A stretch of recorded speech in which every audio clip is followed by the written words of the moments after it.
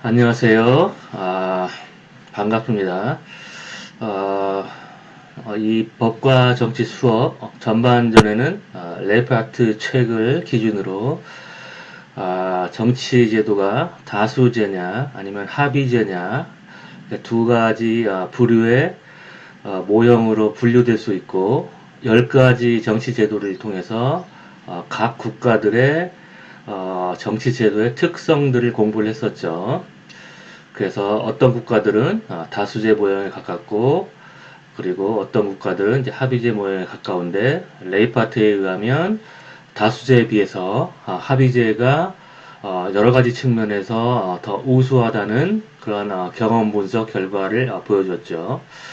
어, 그렇다면은 우리가 과연 다수제와 합의제 중 레이파트 교수가 얘기한 것처럼 합의제가 더 좋은 특성만을 가지고 있는가라는 한번 질문을 던져볼 필요가 있겠죠. 왜냐하면 합의제라는 거는 많은 그런 의사결정자들을 다 충족시킬 수 있는 그런 제도죠. 하지만 여러분도 일상생활에서 생활을 해보면 합의가 얼마나 어려운지를 알 수가 있죠. 그리고 정치권에서도 합의란 얘기를 자주 하지만 여러분이 관찰하는 거는 합의를 통한 그런 조화로운 의사결정보다는 여야가 서로 대치하고 국회에서 발생하는 동물국회 또는 식물국회를 자주 여러분 볼 수 있죠. 동물국회라는 거는 여야가 합의에 도달할 수 없기 때문에 서로 국회의장 단상을 점거하고 또는 상임위원회 위원장 자리를 소수당이 점거해서 법안을 통과시키지 못하게 하는 그런 것들을 의미하는 거죠. 그리고 또 식물국회라는 거는 여야가 합의하지 못하기 때문에 법안을 통과시키지 못하고 현행 상태에 문제가 있음에도 불구하고 여야의 대치 상태로 아무것도 하지 못하는 그런 상황이 식물국회라고 하는 거죠. 그러니까 여러분이 국회에서 관찰하는 그런 모습들을 보면 합의가 쉽지 않다는 걸 알 수 있죠. 그래서 합의가 이루어지지 않을 경우에 현행 상태를 타개해야 됨에도 불구하고 결국에는 아무것도 할 수 없는 상태에 이르게 되기 때문에 오히려 합의제가 초래하는 결과가 더 좋지 않은 결과가 초래될 수 있죠. 물론 합의를 통해서 우리가 의사결정을 하면 가장 바람직한 결과를 초래할 수 있죠. 모든 사람들이 만족할 수 있으니까. 그런데 정치와 같이 서로 대치하는 그런 상황, 그러니까 서로의 이익을 추구하는 그런 상황에서 그리고 정치는 대부분의 경우 이제 갈등적인 상황이 초래되기 때문에 그 정치가 여러 번 얘기했지만 집합적인 의사결정이라고 얘기했죠. 그러니까 자신의 어떤 경제적인 이익이나 사회적인 이익을 창출하기 위한 그런 집합적인 의사결정인데 모든 사람들이 자신의 이익을 추구하기 때문에 모든 사람들의 그런 선호가 같을 수는 없는 것이죠. 그렇기 때문에 당연히 갈등이 초래될 수밖에 없고 그 갈등을 해소해야 되는데 합의를 통해서 갈등을 해소하기는 매우 어려운 것이죠. 물론 이제 어떤 국가의 위기 상황이 오면 국민들의 뜻이 취합이 되고 국민들의 선호가 일치할 수도 있고 그리고 별로 중요하지 않은 사안 그런 사안에서는 합의가 도출될 수 있기 때문에 의회에서 국회의원들이 이제 그런 사안에 대해서는 소위 얘기하는 비쟁점 법안 또는 민생 법안과 같은 그런 사안에 대해서는 합의로 법안을 통과시키는데 많은 경우에는 비쟁점 법안에 대해서는 합의가 이루어지지 어렵고 따라서 국회에서 통과되지 못하고 그냥 사문화되는 그런 법안들이 많이 있죠. 그런 것들은 쟁점 법안이라고 하죠. 그리고 20대 국회에서 공수처법 그리고 선거법 개정 그리고 이제 21대 국회에서 검찰 선진화법 이런 것들은 이제 첨예한 쟁점 법안이기 때문에 합의를 도출하는 건 거의 불가능한 그런 상황이죠. 그래서 우리가 꼭 합의제가 좋은 것이냐 물론 이상적으로는 합의만 도출할 수 있다면 좋은 제도지만 현실 세계에서는 그게 불가능하기 때문에 우리가 다수제와 합의제의 서로 양극단에 있는 그런 정치 제도 중에 어떤 제도가 바람직한가를 생각을 해야겠죠. 결국에는 민주주의는 다수 지배의 원리하고 소수 보호의 원리가 서로 상충하고 있죠.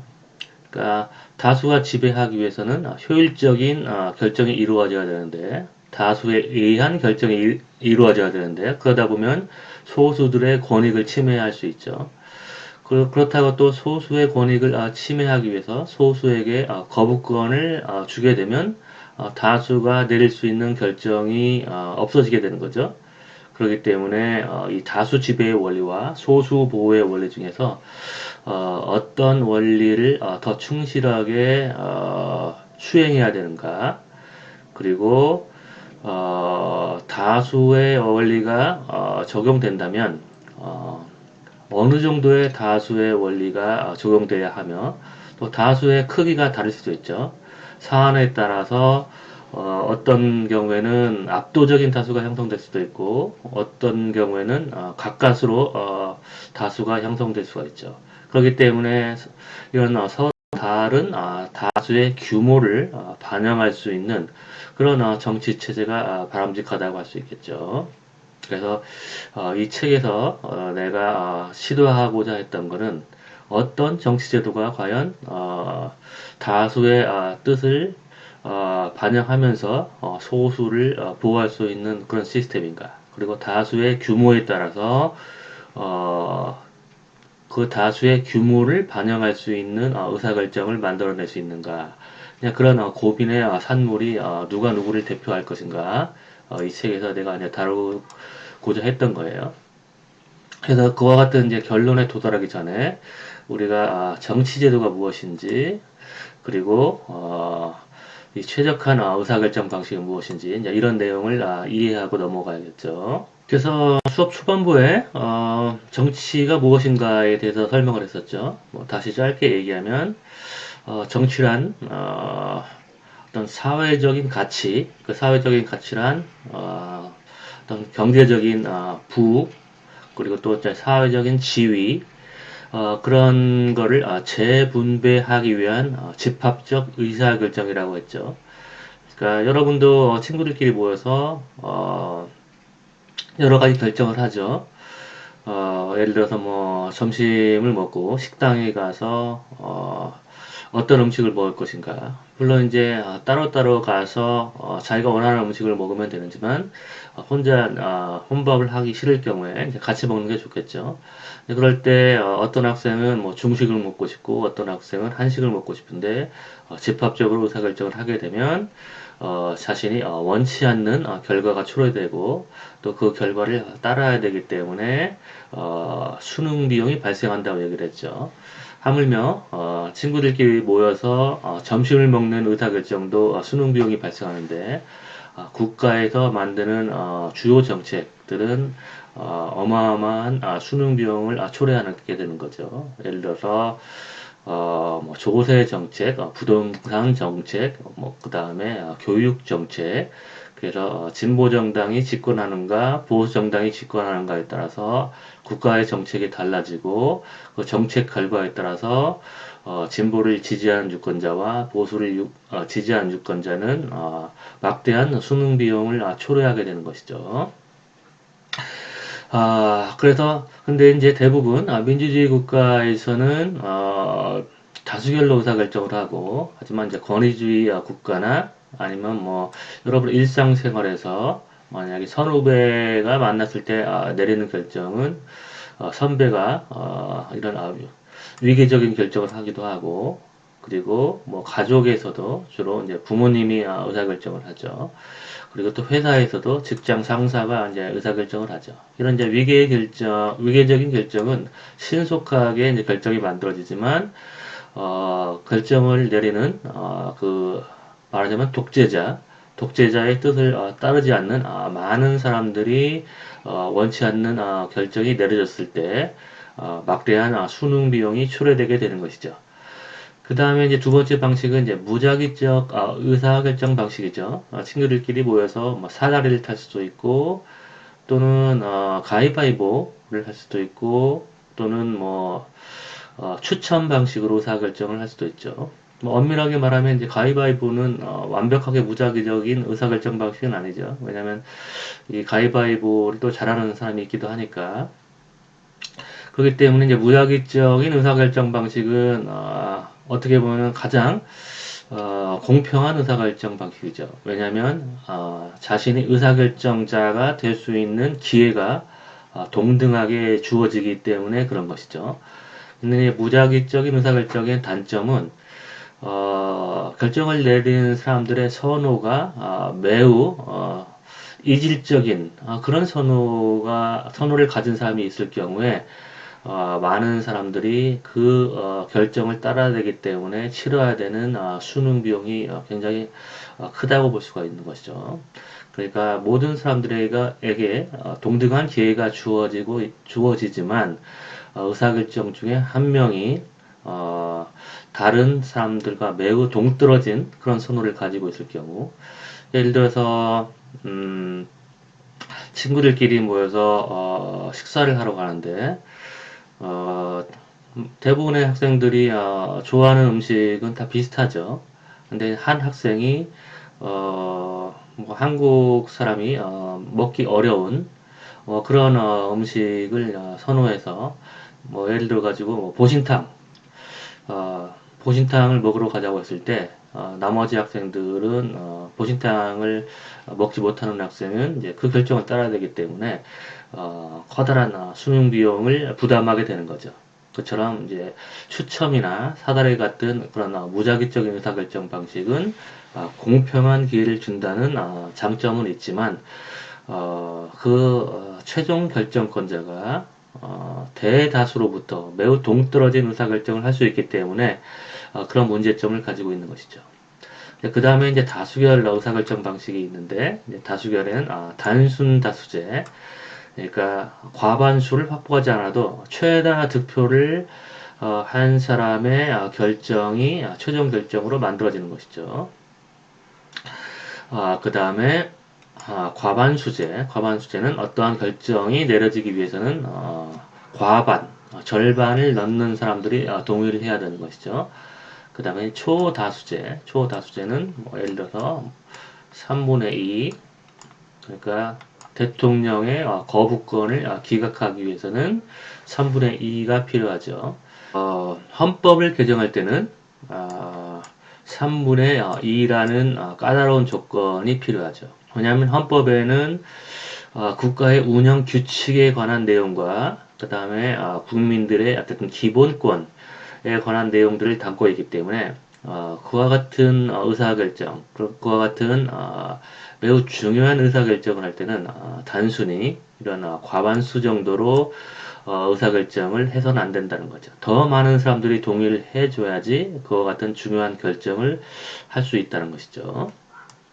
그 다음에 아까 얘기한 합의제, 만장일치제, 이와 같은 이제 다양한 의사결정 방식이 있는데 이 중에서 단순 다수제가 이제 가장 효율적인 의사결정 방식이죠. 그러니까 굳이 더 많은 사람들의 동의를 필요로 하지 않고 최다 득표만 하면 의사결정이 만들어지니까 가장 효율적인 의사결정인데 그리고 이제 과반수제도 포함해서 이 다수제적인 의사결정이 항상 좋은 결정이라고 얘기할 수는 없죠. 그러니까 우리는 많은 의사결정을 다수로 의사결정을 하는데 그처럼 다수결로 의사결정을 하는 이유는 다수결 방식이 효율적이니까 그러니까 빠른 결정을 내릴 수 있어서 하는 것도 있고 또 하나는 소수보다는 다수의 의사결정이 더 정당하다고 생각을 하는 거죠.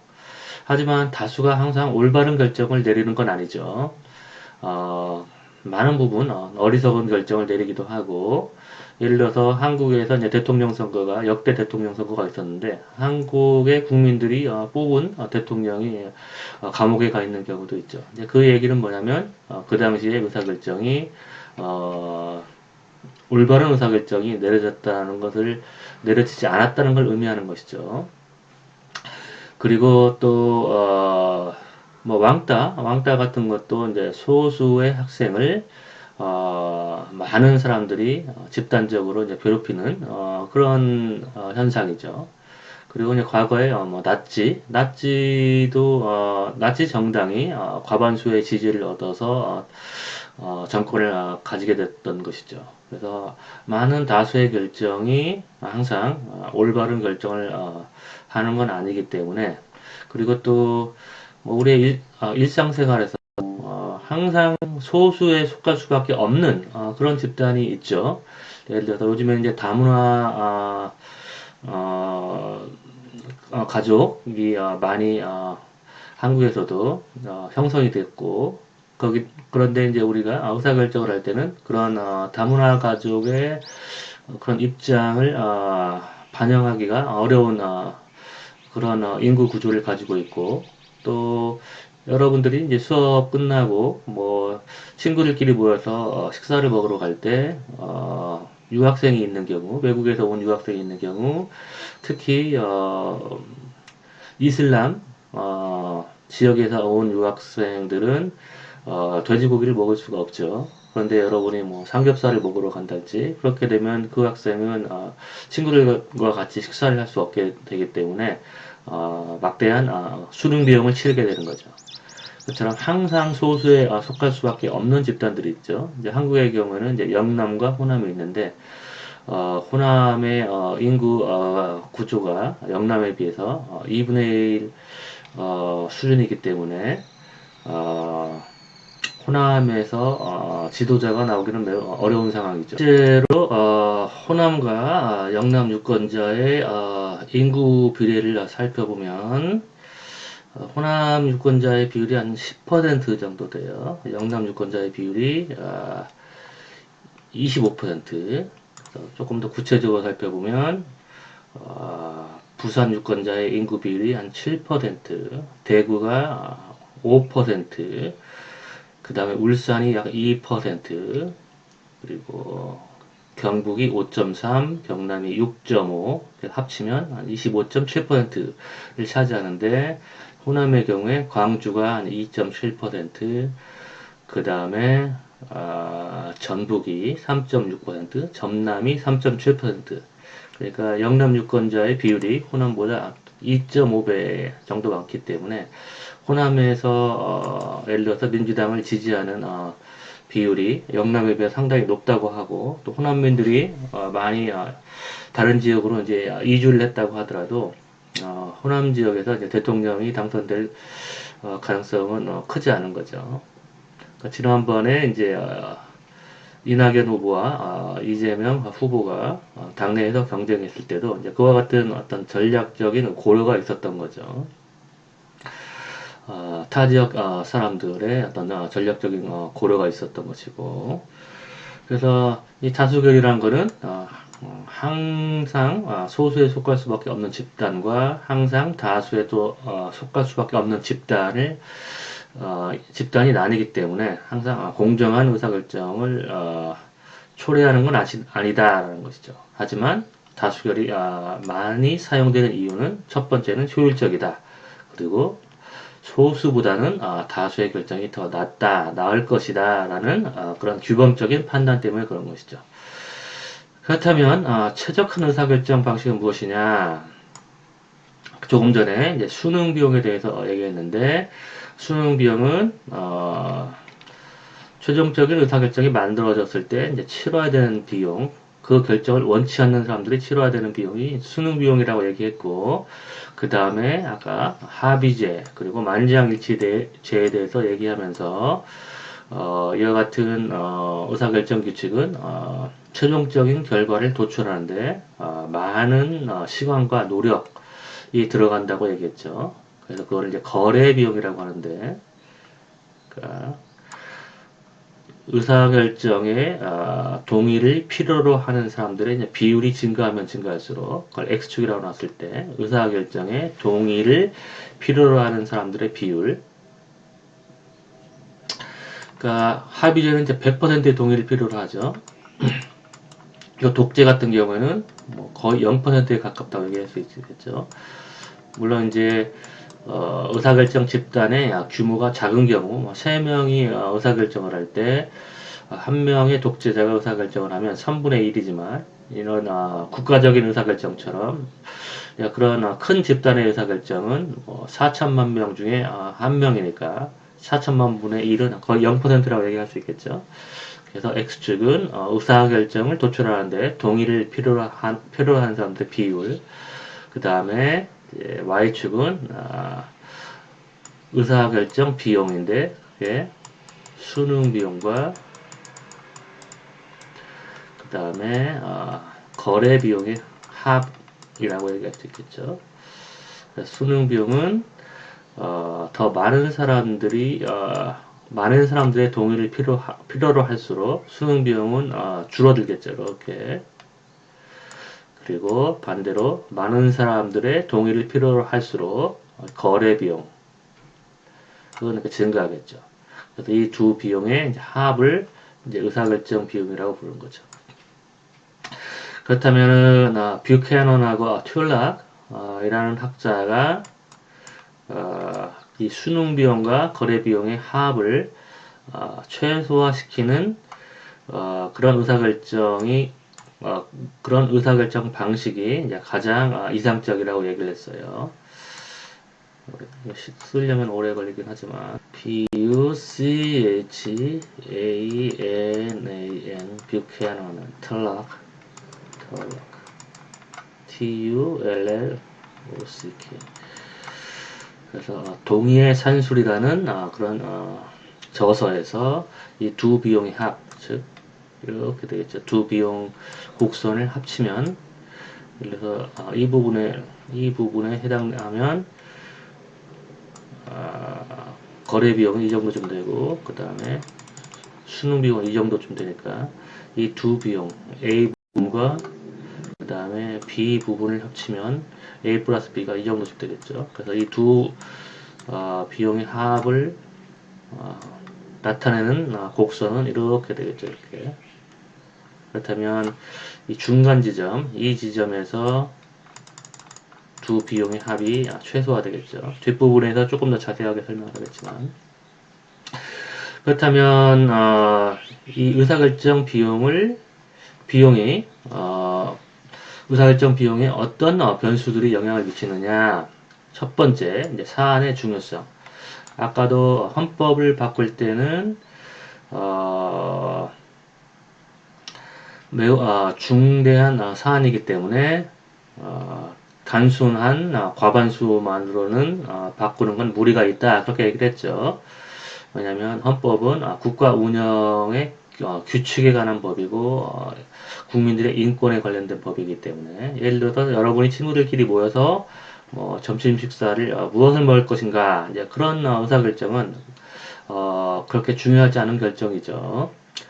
왜냐하면 하루는 뭐 한식을 먹다가 하루는 뭐 중식을 먹어도 그렇게까지 커다란 비용을 수반하진 않죠. 물론 아까 얘기했던 대로 돼지고기를 먹으면 안 되는 그런 이슬람 학생들 같은 경우는 매우 중요한 결정이긴 하지만 이제 한국 학생들끼리 의사결정을 할 때는 하지만 헌법을 바꾸는 문제 예를 들어서 헌법이 담고 있는 인간의 이제 기본적인 그런 권리 뭐 표현의 자유 그 다음에 이동의 자유 이제 그런 거를 제한하는 결정을 내릴 때는 다수가 그런 결정을 내려서는 안 되겠죠.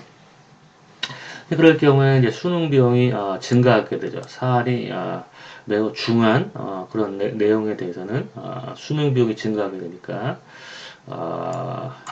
이처럼 수능 비용 곡선이 이쪽으로 이렇게 이동하게 되겠죠. 이렇게 그러면 이 의사결정 비용 곡선이 빨간색으로 다시 표시를 할게요. 수능 비용이 이렇게 이동하게 되니까 그러면 기존의 거래 비용 곡선과 새 수능 비용 곡선이 이렇게 만나게 되면 거래 비용 곡선은 이동하지 않죠. 어차피 뭐 헌법을 바꾸는 문제나 다양한 그런 입법 하는 그런 의사결정 방식은 표결로 하니까, 그래서 이 거래 비용은 변치 않는다고 우리가 가정했을 때 새로운 수능 비용과 이 거래 비용의 합을 나타내는 새로운 곡선 이렇게 되겠죠. 이렇게. 그러면은 두 비용을 최소화시키는 지점이 우측으로 이렇게 이동하게 되죠. 그 얘기는 뭐냐면 수능 비용을 증가시키는 그런 사안에 대해서는 과거에 이전에 의사결정 방식보다 더 많은 사람들의 동의를 필요로 하는 의사결정으로 바뀌어야 된다는 걸 의미하는 거죠. 그러니까 이전에 만약에 이 두 곡선이 만난 지점이 여기였을 때 50% 정도라고 해서 과반수제가 가장 최적한 수능 비용과 거래 비용의 합을 초래했다면 50%의 의사결정이, 그러면 수능 비용이 이렇게 우측으로 이동했을 때는 이제 더 까다로운 의사결정 방식, 뭐 예를 들어서 뭐 60% 이런 의사결정 방식이 필요하다는 걸 의미하는 것이죠. 사안이 중요해지면 중요한 사안에 대한 의사결정이 초래하는 수능 비용이 증가하게 되고, 따라서 의사결정 비용, 수능 비용과 거래 비용의 합이 달라지게 되니까, 따라서 최적한 의사결정 방식은 더 까다로운 의사결정 방식. 그러니까 이와 같은 인과관계를 여러분이 볼 수가 있는 거죠. 사안의 중요성이 중요해지면 수능 비용이 증가하고, 그리고 의사결정 비용이 증가하고, 따라서 최적화한 의사결정 방식은 더 까다로운, 다수결보다 까다로운 의사결정을 필요로 한다라는 이런 인과적인 그런 경로를 여러분이 파악할 수가 있게 되는 거죠. 그 다음에 이제 구성원의 유질성 역시 최적화한 의사결정 방식에 영향을 미치죠.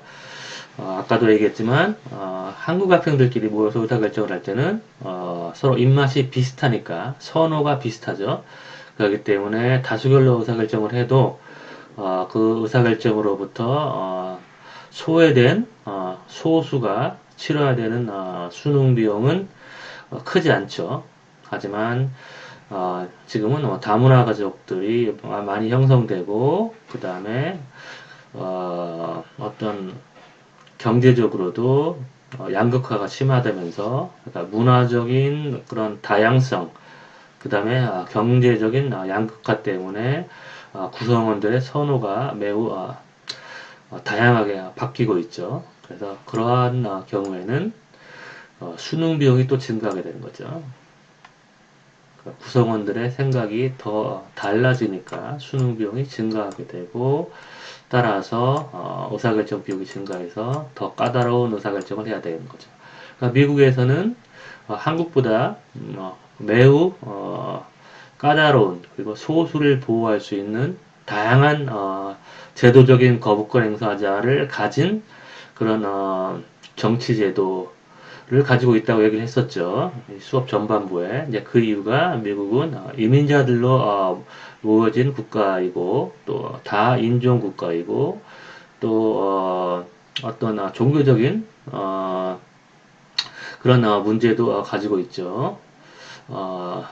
세계에서 모든 사람들이 자신들의 국가에서 믿었던 그런 종교, 뭐 천주교, 기독교, 그 다음에 뭐 이슬람교, 그 다음 불교 등등 그런 다양한 종교를 또 가지고 있기 때문에 미국과 같은 그런 다양성이 풍부한 나라에서는 다수결로 신속하게 의사결정을 하기보다 소수를 보호해야 되는 그런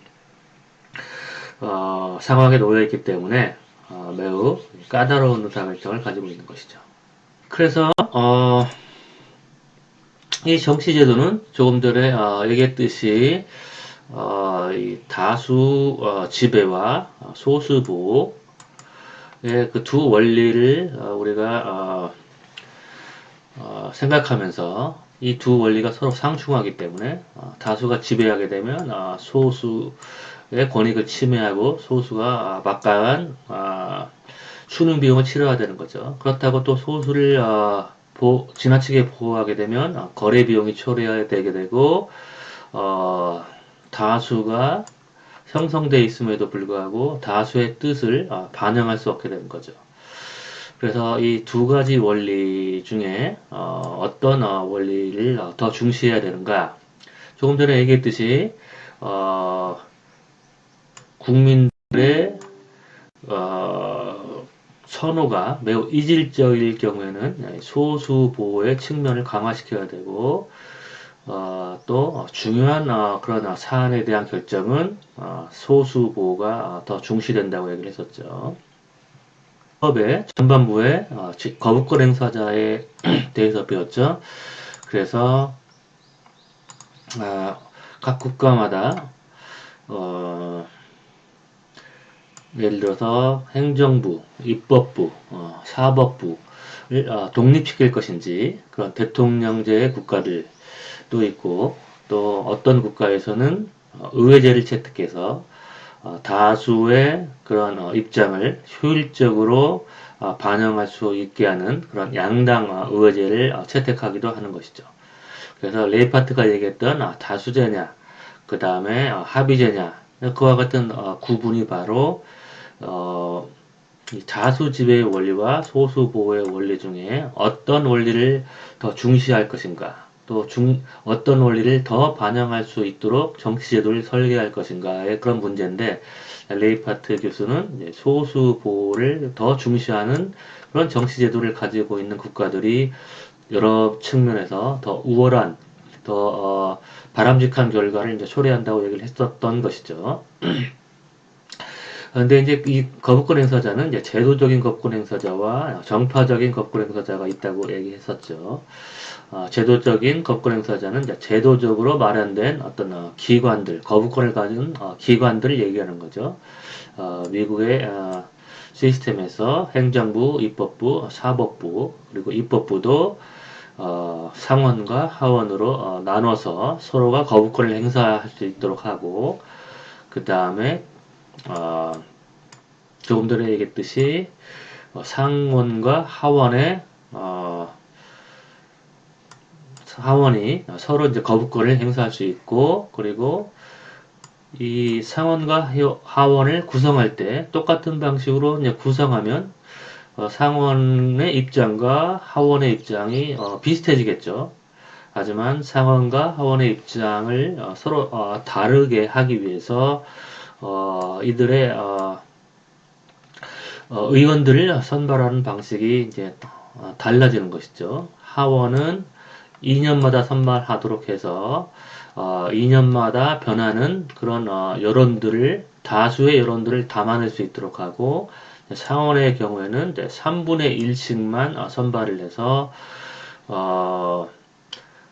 새로운 여론이 형성되더라도 그 새로운 여론이 이 상원을 지배할 수 없도록, 그러니까 2년 전에 선발된 상원 의원들이 있고 또 4년 전에 선발된 상원 의원들이 이제 각각 3분의 1씩 상원을 구성하도록 해서 지금 만들어진 그런 다수가 상원을 지배할 수 없도록 만들었죠. 그리고 또 이제 상원은 인구 비례로 구성하는 게 아니라 소수주를 보호하기 위해서 각 주가 인구와 상관없이 2명의 상원 의원을 배출할 수 있도록 한 것이죠. 그래서 인구가 가장 많은 캘리포니아 경우에는 하원의 경우에는 53명을 선발하고, 또 인구가 가장 작은 와이오밍 주에서는 1명만 선발하니까 인구 비례로 상원 의원을 뽑는다면 53대 1의 비율로 뽑아야 되는 것이죠. 하지만 상원은 다수의 의견을 반영하는 게 중요한 게 아니라 소수의 의견을 보호하는 게 더 중요하기 때문에 인구 규모와 상관없이 캘리포니아와 와이오밍이 모두 2명의 상원 의원을 선발하는 것이죠. 그래서 이처럼 미국은 상권 분립뿐 아니라 양원제를 채택하는데, 그 양원제에서 상원과 하원, 즉 소수와 다수가 서로 견제할 수 있는 그런 제도적인 장치를 마련을 한 것이죠. 그리고 뿐만 아니라 또 상원에서는 물론 다수결로 법안을 통과시키지만 이 필리버스터 제도가 있죠. 지금 국회 선진화법을 통과시킬 때도 그렇고, 그리고 20대 국회에서 공수처 법안과 연동형 선거제도를 이제 통과시킬 때도 지금 국회 선진화법 이후에 국회 의사결정 방식은 5분의 3이죠.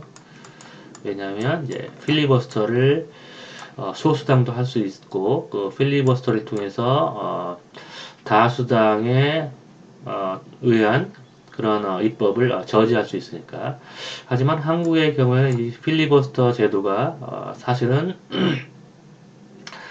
다수를 견제할 수 있을 정도의 힘을 가지고 있지 않죠. 왜냐하면 미국 같은 경우에는 이제 이 5분의 3,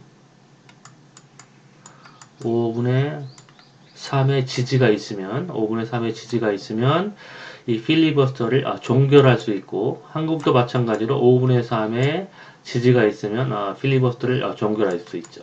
그러니까 180석이죠. 근데 이 필리버스터를 5분의 3을 통해서 종결시키지 않고도 필리버스터를 이제 종결시킬 수 있는 방법이 있는데, 그게 뭐 요즘에 살라미 전술이라는 표현을 쓰기도 하죠. 잘게 살라미처럼 잘게 회기를 쪼갠다는 의미죠. 그래서 다수가 회기를 종료시킬 수 있고, 한 회기에서 필리버스터를 사용했으면 다음 회기에서 똑같은 법안에 대해서 필리버스터를 사용할 수가 없도록 되어 있죠. 바로 표결에 붙여져야 되기 때문에 야당이 이제 필리버스터를 감행했을 때 바로 필리버스터를 종결시키고, 회기를 종결시켜서 필리버스터를 종결시키고, 이제 그 다음에 3일 뒤에 새로운 회기를 열어서 이 전 회기에 필리버스터가 시도된 그런 법안을 통과시키고, 또 이제 다른 그런 쟁점 법안이 있을 때 필리버스터가 다시 시도되면 또 그 필리버스터를 종결시키기 위해서 회기를 종료시키고 3일 뒤에 다시 회기를 열어서 그 필리버스터 법안을 통과시키는 이런 방식으로 필리버스터를 막을 수 있기 때문에, 이 필리버스터 자체는 한국에서는 강력한 소수가 다수를 저지할 수 있는 그런 강력한 저지 수단은 되지 못하고, 상임위원회를 빠져나갈 때 상임위원회에서 법안이 법제사법위원회로 넘어가고, 그 다음에 법제사법위원회에서 글자 자구나 어떤 시스템, 법 체계하고 모순이 되지 않는지 그런 걸 확인한 다음에 이제 본회의로 넘어가는 거죠. 이럴 때 5분의 3의 동의를 필요로 하죠. 그렇기 때문에 바로 이 의결 규칙 때문에 소수가 다수를 보호할 수 있다고 하는 거죠. 그리고 이제 과거에는 관행적으로 13대 국회부터 소수 정당에게 법제사법위원회 위원장 자리를 줬는데, 21대 국회에서는 민주당이 180석을 차지했기 때문에 법제사법위원회 위원장 자리를 가져갔죠. 근데 이제 법제사법위원회가 이제 법안들이 본회의로 넘어가는 최종적인 수문장 역할을 하는 거죠. 게이트키퍼, 수문장. 근데 만약에 소수당이 법제사법위원회 위원장 자리를 가지고 있으면 아무리 다수당이 만든 법안이라고 하더라도 그 법안에 대한 어떤 처리를 문제 삼아서 법제사법위원회를 통과시키지 않으면 다수당도 아무것도 할 수 없게 되는 것이죠. 그리고 국회 선진화법 처리 과정에서 보여줬듯이 이제 이 사이에 개입할 수 있는 게 이제 국회의장이죠. 그래서 박병석 의장이 여야의 합의안을 마련하지 않으면 자기는 일방적으로 그런 법안을 본회의에 상정시키지 않겠다. 뭐 이런 식으로 얘기를 했었던 것이죠. 그래서 여야가 이제 합의를 했는데 하루 만에 야당 쪽에서 전화 한 통을 받고 그걸 합의문을 이제 번복을 하게 돼서 결국에는 다시 또 동물국회 상황이 된 거죠. 그래서 이 국회의장의 그런 거부권도 다수의 결정에 다수의 결정이 신속하게 처리되는데 이 수문장 역할, 게이트키퍼의 역할을 할 수가 있게 되는 것이죠. 그래서 한국도 결국에는 이제 5분의 3을 차지하지 않으면 법안을 통과시키기 어렵기 때문에 이 초다수결 입법 규칙을 가지고 있다고 얘기를 할 수 있는 것이죠. 그 다음에 이제 대법원 판사의 임기가 이 사법부의 독립성을 보장하는데 상당히 중요하다고 수업 전반부에 얘기를 했었죠. 왜냐하면 사법부에서 위헌 판결을 내리는데, 그러니까 입법부 다수가 법안을 만들어도 사법부에서 위헌 판결을 하게 되면 그 법안은 이제 결국에는 사문화되게 되는 거죠. 그래서 지금도 검찰선진화법을 이제 위헌이라고 해서 헌법재판소에 넘길 가능성이 높게 되는 거죠. 근데 이제 대법원 판사, 한국은 이제 위헌 판정을 헌법재판소에서 하기 때문에 이제 헌법재판관의 임기라고 얘기할 수 있겠죠. 그 임기가 대통령의 임기하고 이제 비슷하면 그러면 현직 대통령이 자신의 이념적인 성향과 비슷한 그런 헌법재판관을 임명할 가능성이 높기 때문에 사법부의 독립성이 약화될 가능성이 높고, 하지만 미국과 같은 경우에는 이제 위헌 판정을 대법원에서 하는데 대법원 판사의 임기가 종신형이기 때문에 전임 대통령이 임명한 대법관과 함께 현직 대통령이 같이 국정을 운영을 해야 돼서, 따라서 사법부의 독립성이 강화된다고 얘기했었죠. 그래서 이런 다양한 그런 제도적인 장치를 통해서 다수를 소수가 견제할 수가 있게 되는 것이죠. 그 다음에 정파적인 건권 행사자 수. 그러니까 한 정당이 다수를 차지하기가 어려워지게 되면, 그러면 다수의 입장이 신속하게 입법 결과로 반영되기가 어렵겠죠. 그래서 양당제에서는 한 정당이 다수를 차지하기가 쉽지만 다당제에서는 한 정당이 다수를 차지하기가 어렵죠. 그렇기 때문에 연합정부를 형성해야 되고,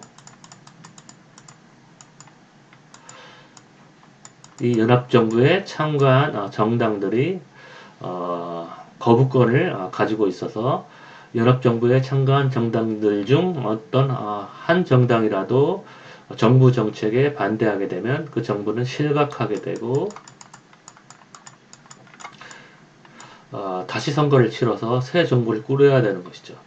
그렇기 때문에 내각제 국가 또는 의회제 국가에서는 대통령제 국가처럼 이처럼 삼권 분립 시스템, 행정부를 견제할 수 있는 여러 제도적 장치가 없기 때문에 내각제 국가에서는 다당 체제를 형성해서 한 정당의, 즉 다수당의 독주를 막으려고 하는 것이죠. 그래서 대통령제 국가에서는 병렬형 시스템이라고 얘기를 했었죠. 그러니까 입법부, 그 다음에 행정부, 사법부가 서로 견제하는 시스템. 최종적인 입법 결과가 나올 때는, 그리고 이제 국민들이 행정부의 수반을 선출하고 또 지역구에서 총선을 통해서 다수당을 만들고, 그 다음에 행정부, 입법부, 사법부가 서로 견제해서 이제 최종적인 입법 결과가 만들어지는 것이죠. 하지만 의회제에서는 국민들이 총선을 통해서 다수당을 형성시키고 이 다수당이 정부를 형성시켜서 이 정부가 법안을 만드는 것이죠. 이처럼 의회제는 직렬형 시스템, 그 다음에 대통령제는 병렬형 시스템이라고 얘기를 했죠. 그래서 대통령제가 권력 분산 시스템이죠. 그래서 여러분 이제 교과서에 의회제가 권력 분산 시스템이라고 이제 그렇게 나와 있는 걸 내가 봤는데, 그거는 이제 헌법을 공부하는 법학자들이 주로 이제 독일 사례를 보고, 이제 독일은 의회제 국가잖아요. 의회제. 그리고 가장 전형적인 합의제 국가라고 얘기를 했었죠. 여러분 기억을 할 수 있는지 모르겠지만 2차원적인 그런 그림에서 독일과 뭐 스위스 이런 국가들이 이쪽이 합의제 측면이고 이쪽이 이제 다수제 측면이라고 하면, 이쪽으로 가면 제도적인 거부권 행사자가 적은 그런 시스템, 그 다음 이쪽은 정파적인 거부권 행사자가 적은 시스템. 그렇게 해서 이쪽 극단이 이제 가장 다수제 국가, 다수제 모형이라고 할 경우에 영국이 여기 있고, 그 다음에 독일, 스위스 이쪽에 있다고 얘기했죠. 근데 이제 많은 법학자들은 이제 독일에서 공부를 많이 했죠. 그래서 독일을 보니까 독일이 의회제고 여기 이제 합의제에 속하는 국가니까 의회제 이꼴 권력 분산형이다. 이렇게 결론을 내는 거죠. 경험주의적인 사고죠. 그러니까 되게 법학자들은 이제 독일을 거의 이상국가로 생각하는 그런 경향이 있어요. 근데 독일이 합의제처럼 보이는 이유는 이제 의회제를 채택해서 그런 게 아니라 이제 다당 의회제, 의회제 자체는 매우 직렬형이고 권력 집중형이고 다수의 효율적인 의사결정을 만드는 시스템인데, 이제 그거를 방지하기 위해서 연동형 선거제도를 채택해서 다당제가 만들어지고, 그리고 또 연방정부와 그 다음에 지방정부의 독립성이 강하고, 그 10가지 정치제도 측면에서 매우 합의제적인 요소를 가지고 있다고 얘기를 했죠. 그래서 그와 같은 다양한 정치제도들이 합의제적인 그런 측면을 강화시키는데, 헌법학자들은 이제 그걸 보기보다는 이제 독일이 의회제니까 의회제는 권력 분산형이다, 그렇게 주장을 하는 거죠. 예. 근데 그런 주장이 교과서에 나와 있으니까 매우 심각한 오류라고 얘기할 수 있겠죠. 그러면 어디 다음 강의 노트를 보면 한국의 정치제도, 이 부분은 다음 시간에 강의를 할게요. 수고 많았습니다.